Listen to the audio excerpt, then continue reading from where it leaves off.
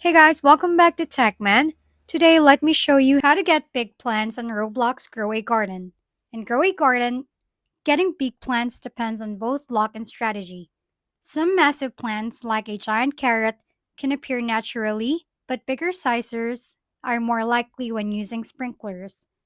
There are several types: basic, advanced, godly, and master sprinklers, and they stack together.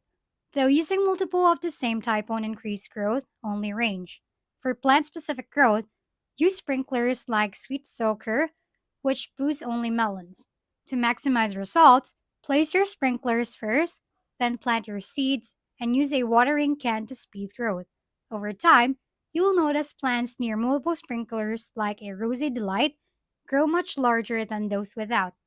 Strategically arranging sprinklers around your crops ensures a bigger, more productive harvest, making the most of your growing garden experience.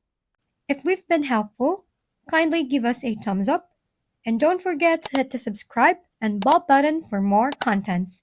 For any questions and suggestions, comment down below.